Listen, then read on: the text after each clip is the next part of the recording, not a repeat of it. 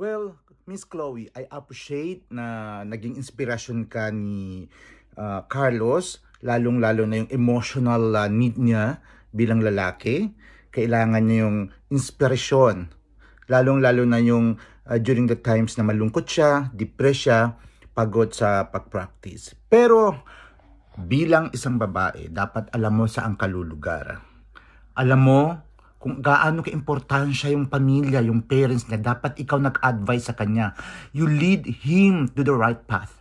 Dapat sinasabi mo sa kanya na mahalin yung kanyang mga kapatid, yung nanay niya, yung tatay niya. At kung mag-offer siya sa iyo na, ay ikaw ang sasama sa akin sa Malacanang, dapat ikaw na nakusa. Hindi. I will give way to your mother na maging future mother-in-law ko. Dapat ikaw yung mag-guide sa tamang paraan. Hindi ikaw yung mismong nagpapapel dyan. Hindi naman sabihin na nagpapapel. Siguro inoffer ka ni Carlos mismo na ikaw ang sasama sa kanya sa mga media interviews at sa Malacanang. Pero dapat ikaw mayroon kang wisdom.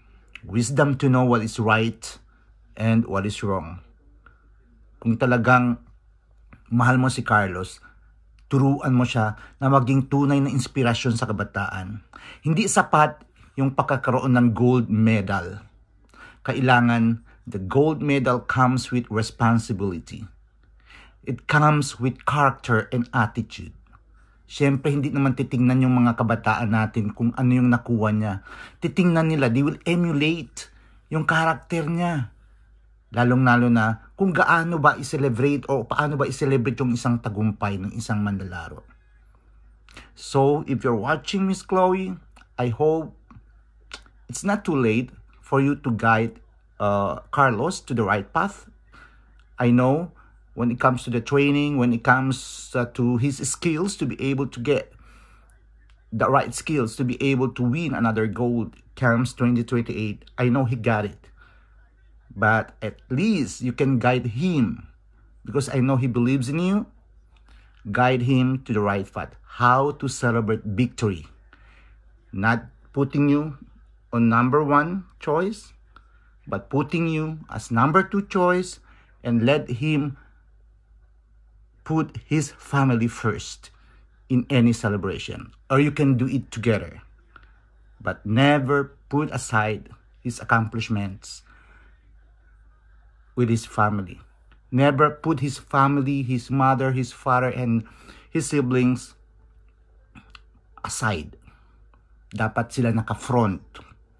Pwede kayong sumabay, ikaw at saka family, pero hindi pwede in my own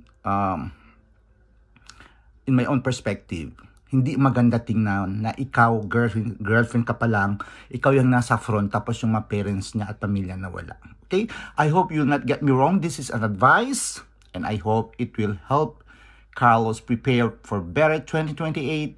And when it comes to another celebration, as we celebrate the Filipino community for his another victory, I hope everything will be fine. I hope nasa limelight ka, na ikaw nakaguide, no? Maganda yun, naging, ay, si Miss Chloe talaga nakatulong sa pag-guide kay Carlos. So, imbes na bash ang mababasa mo sa social media, praises will come to you naturally. Kasi ikaw makagaguide sa kanya kung ano yung dapat. And I know you have that wisdom.